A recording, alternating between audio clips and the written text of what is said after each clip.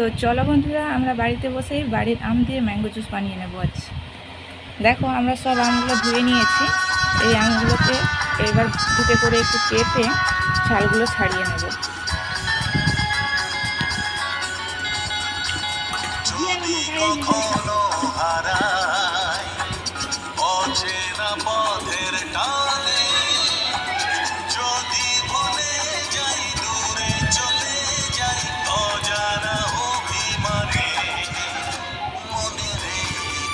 আমাদের সব মাড়িগুলো বের করানো হয়ে গেছে, তখন ভালোভাবে মাড়িগুলো বের করে নিয়েছি।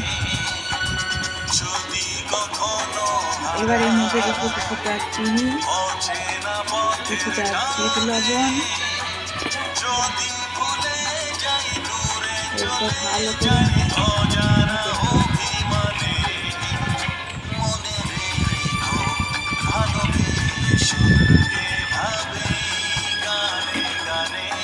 এর মধ্যে কিছু চামচ রয়ে গেছে, তো আমরা ছেঁকে নেব।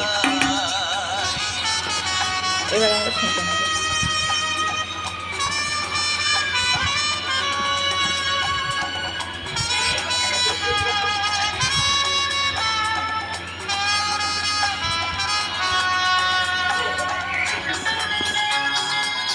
আমাদের ম্যাঙ্গো জুস রেডি। এবার আমরা ফ্রিজে ঢুকিয়ে দেবো, তারপরে বিকেলে খাবো।